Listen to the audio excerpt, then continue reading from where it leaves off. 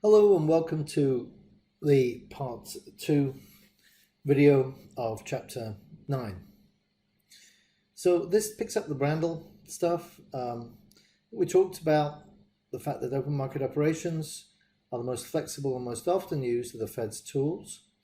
And it's buying and selling of government securities, you know that already.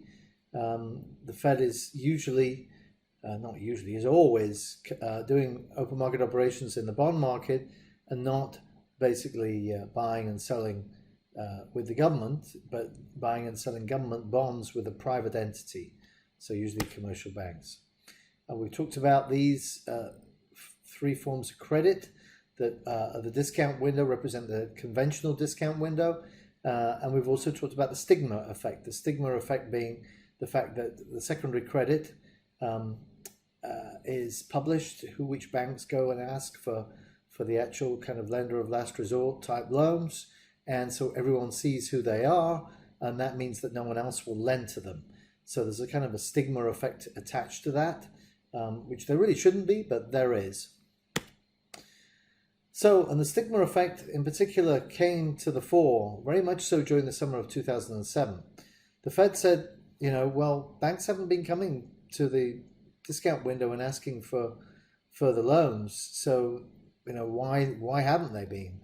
And the bank said, well, we don't want to because we don't want the stigma effect. We don't want the stigma of having everyone else know that we're getting into trouble. So that wasn't good at all from the Fed's perspective anyway. It meant that one of their tools was not working very effectively. The banks must decide whether to lend the increases in reserves to customers. The firms and households would not be able to borrow funds needed for the desired level of spending. In other words, the trouble with the Fed's policies at that point in time as well, and we'll see other reasons why that's the case, but the Fed was actually trying to put money into banks' accounts by open market operations, but the banks themselves weren't turning around and lending that money out. In other words, the money multiplier wasn't doing its job and expanding the amount of money in the economy, which would then stimulate the economy by shifting the aggregate demand curve to the right. That wasn't happening. So the Fed decided, okay, how do we correct this? One of the ways in which they could correct at least part of the problem was what they called a term auction facility. This is like a combination of an open market operation and a discount window lending. What they did is basically say, okay, well, we want to buy bonds and we're going to do it by auction. So who can offer us the the best price will buy their bonds. So this was a good way in which the Fed could stimulate the economy. So a term auction facility.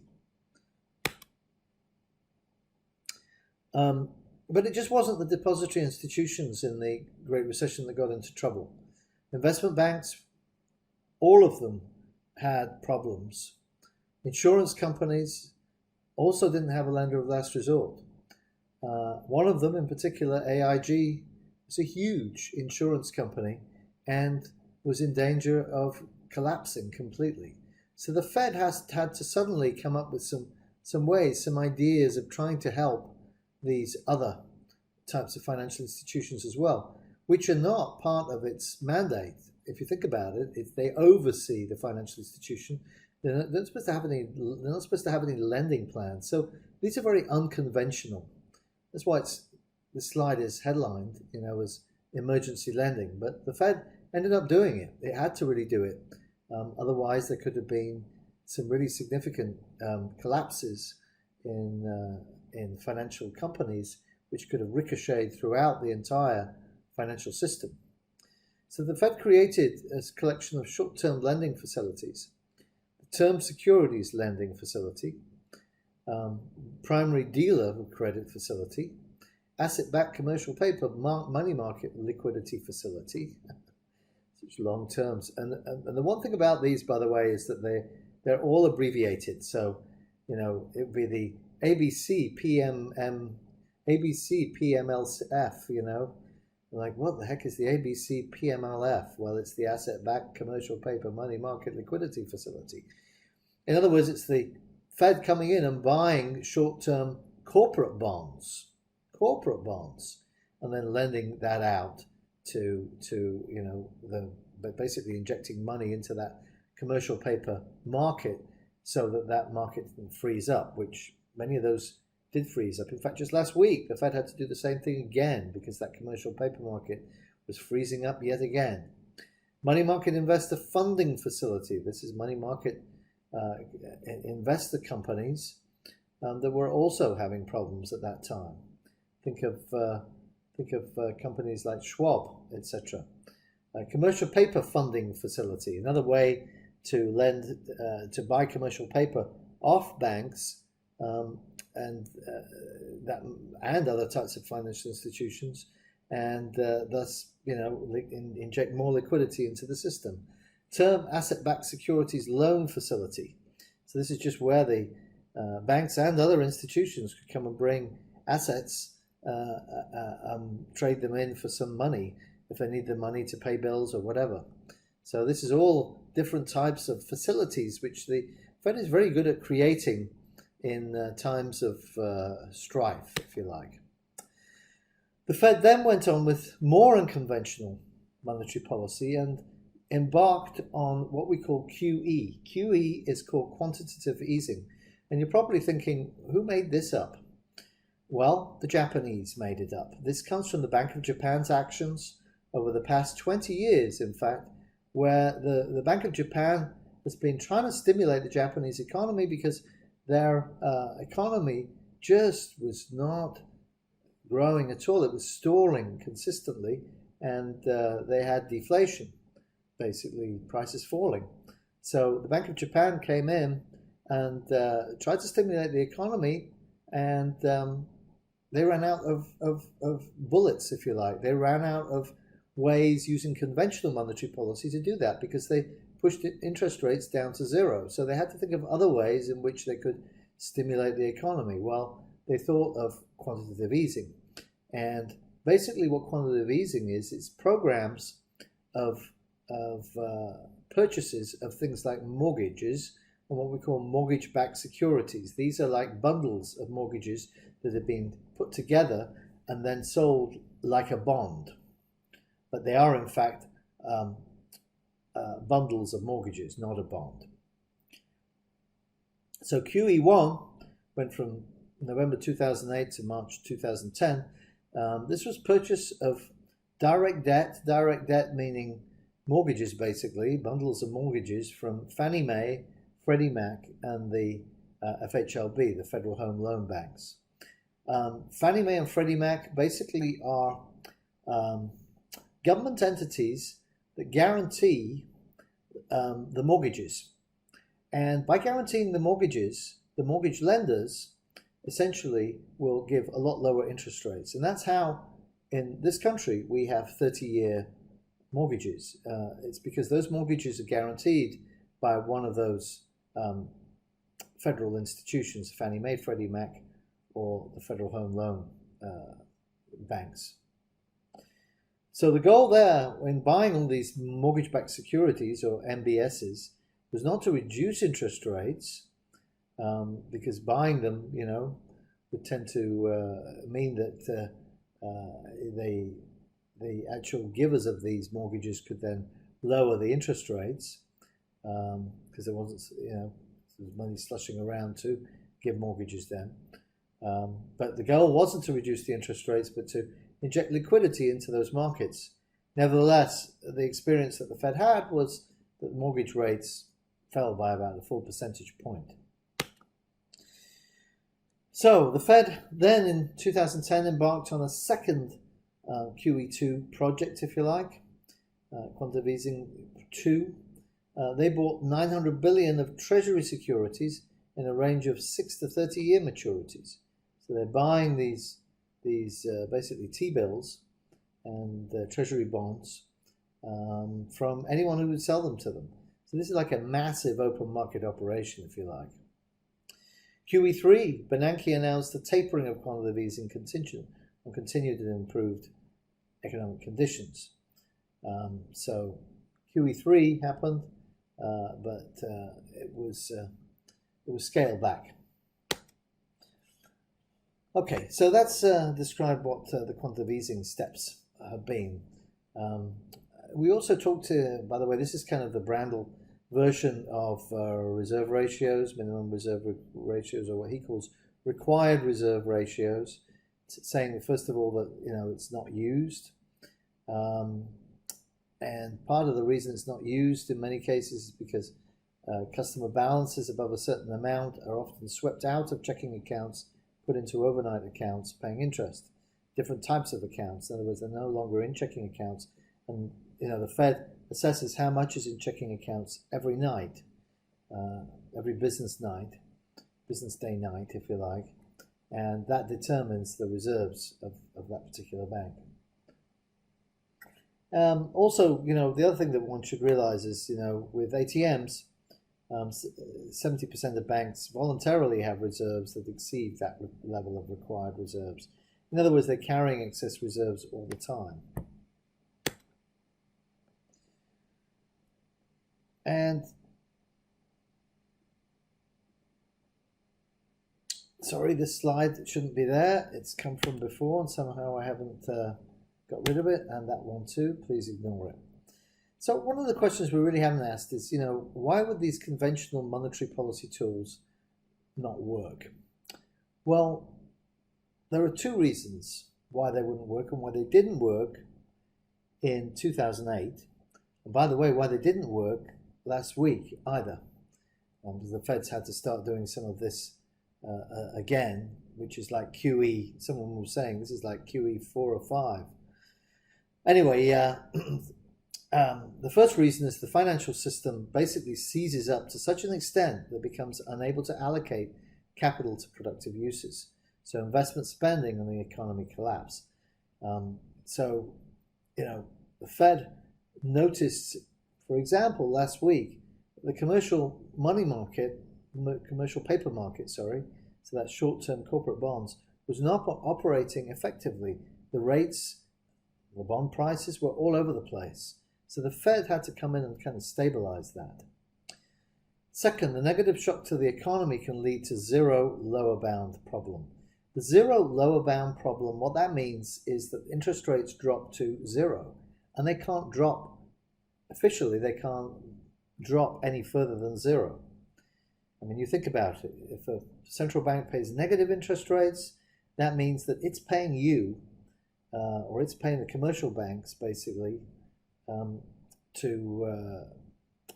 commercial banks are paying the Fed to look after its money. It's the opposite way around.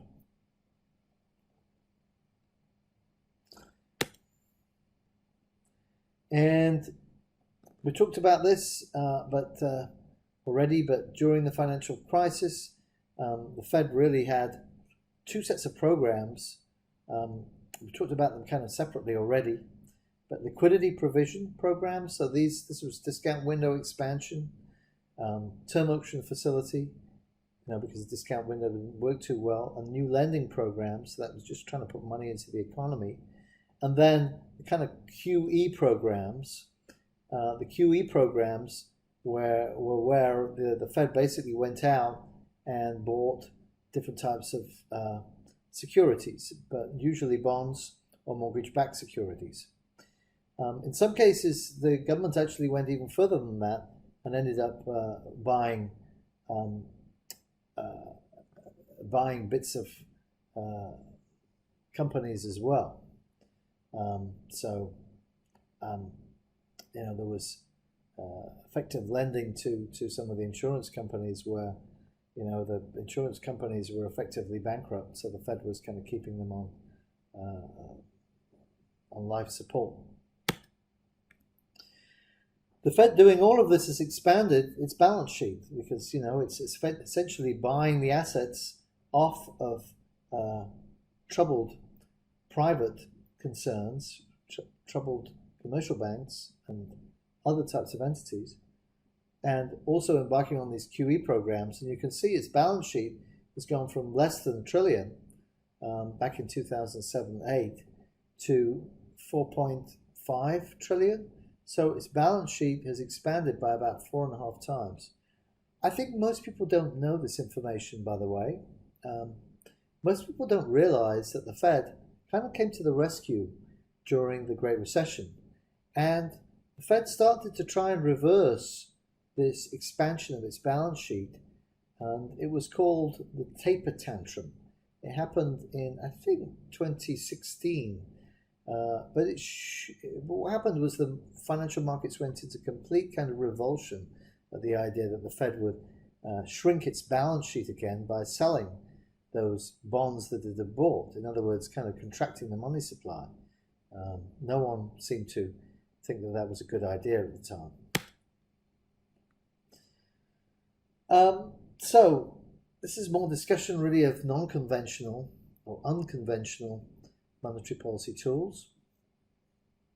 The Fed became very creative and it assembled this host of new lending facilities, but it also provided what we now call forward guidance. The Fed, when it did its reporting from FOMC meetings, provided charts which showed each governor's thoughts on where interest rates would go for a period of time. So over a period of time, they had to fill in a dot which showed their expected level of interest rates, the Fed funds rate, basically, going forward. And forward guidance was a way of trying to communicate the Fed's expectations about where interest rates would be going in the future. So that was one of the things that the Fed also introduced. Also, the idea of negative interest rates on banks' deposits.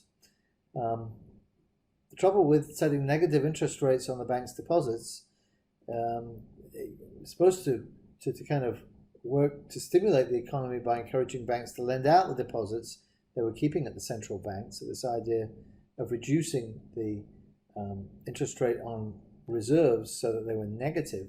By the way, I looked up the interest rate on excess reserves. They were 2.5% in 2018, and they've now fallen. That rate of interest has now fallen to 0.1%. 0.1%. So it went from 2.5 to 0.1. So certain central banks around the world, by the way, have done this. They've set negative interest rates. I think the Bank of Japan has set negative interest rates. I know that the ECB did recently. These are very controversial, by the way, amongst central bankers, the idea of using negative interest rates on excess reserves or reserves in general. Some central banks pay interest on all the reserves. Some pay just interest on the excess reserves. Why? Well, the minimum reserve requirement, the banks have to keep that anyway. In some cases, central banks have 0% minimum reserve requirements, and then so everything is excess reserves. So that's why that looks a bit weird. This is just going through and talking about the Fed's creativity during the financial crisis. So it made loans to AIG, that's the insurance company, American Insurance Group. It made loans to basically an investment bank, JP Morgan, which is now JP Morgan Chase. And here you can see all these abbreviations now. These are all facilities, that's why they all end with the letter F. But we've already been through some of these. I can't remember half of them. Term auction facility, I can remember that one. Primary dealer credit facility, you can see that one on the next line. The money market institutions, I don't know, something facility is the last one as well. Anyway, the Fed created all these things to try and increase the liquidity into the system. All right. What else do I want to say here? This is the European Central Bank. Oh, yes, ECB. So ECB has very similar kind of monetary tools available It just calls them different things usually, and there's some different features here. So when the European Central Bank does, for instance, monetary policy, it gives instructions to each national central bank. So each central bank in the euro area gets an instruction to buy or sell a certain amount of the country's bonds in that particular country's government bond market. And it does that on usually a weekly basis, those open market operations. There are these longer term financing operations as well, which allow greater flexibility, I suppose. So that's kind of more like a dynamic open market operation, if you like. They also lend to banks through their equivalent of their discount window. And they don't call it a discount window, they call it a marginal lending facility. And it's lent not at a discount rate, but in Europe they lend it at a marginal lending rate. I'm not sure why they call it marginal, but they do. And they also have this deposit facility, which just basically is an account with the central bank, usually with the national central bank. Reserve requirements in Europe, it's 2% of the total amount of checking deposits, so not 10, it's 2 in Europe, and other short-term deposits. And the ECB does actually pay interest even on the minimum reserve requirements. It pays that on all of the deposits. Now, I don't think it's 2% anymore. I think that's come down to 0% right now on those reserves. It's very, very low. I know that negative at some point as well. I think it might be negative right now. Okay, the next part of this, we're going to talk about some of the theory here about why we can get a situation where interest rates fall to such a low level and it doesn't really entice people to hold any more money. Where do we get this kind of idea from? Where do we get this theoretical background from? Well, we actually get it from an American economist called Irving Fisher. So he hypothesized basically that money was like any commodity. In other words, we want to hold so much of it. So we have a certain amount of demand for that money. And why do we want to hold a certain amount of money? Because we want to do transactions with it. So we basically hold it for that reason. And Irving Fisher, basically then said, okay, well, the transactions are really represent the amount of money in the economy. And we can kind of put this into a very basic, what we now call the quantity equation formulation, such that the price level times the amount of transactions that are done should equal the GDP. So P times Q, if you like. Q is the quantity of transaction or quantities bought and sold in the economy. The price times that is basically GDP.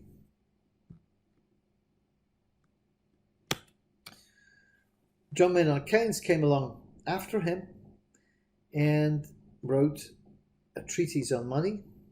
And in the treatise on money, Keynes kind of took Irving Fisher's ideas and expanded them by saying that actually it's a bit more complicated than people just wanting to do transactions. People want to hold, sure, I mean, you're right about that. People do hold money to do transactions. And he called that the transactional demand for money. But people also hold money for a rainy day. And we're going to call that precautionary demand for money. And then Keynes, being a speculator himself, said, well, people also hold money, cash, in their trading accounts, if they're traders or if they are in charge of their own finances and stock traders. Then we're going to call that speculative demand for money. In other words, they might want to hold cash instead of holding bonds or holding certain stocks or shares.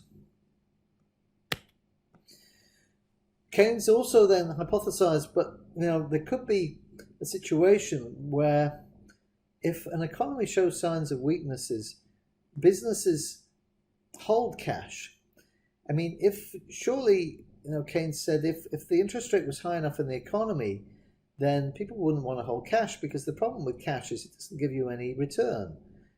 Cash is cash. So the higher is the interest rate on the economy, the less we would expect people to hold cash. The lower is the interest rate on the economy, the more that they'd hold cash. But there might be certain cases where you can even push the interest rates up, but people will still want to hold a lot of money. And that could be because the banks perhaps fear that borrowers won't repay those loans.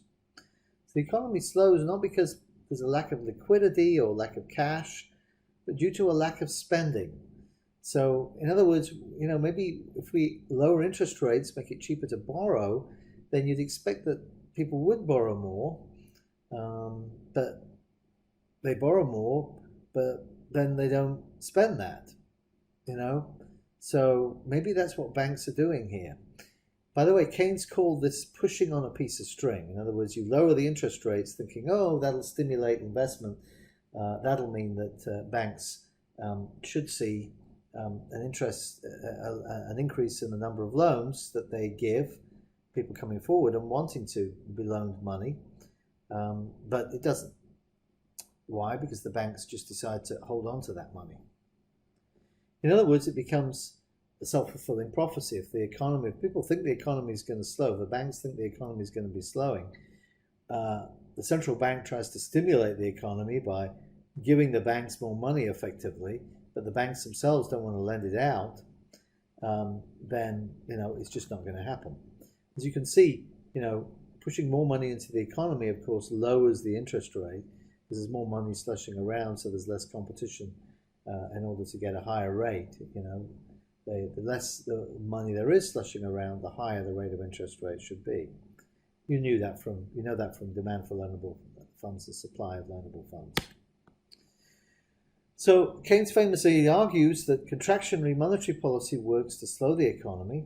Expansionary monetary policies are not effective at getting an economy out of a slowdown, though, if we're in the so-called liquidity trap. In other words, you can try and expand the money supply and give the banks all these excess reserves, but if they're not going to lend those out, then it's not going to do any good. We've got into a so-called liquidity trap if that's the case. Now, the interesting thing about teaching this course for me is that, in the past 20 years of teaching this course, I have to say, I remember we used to do the liquidity trap back then.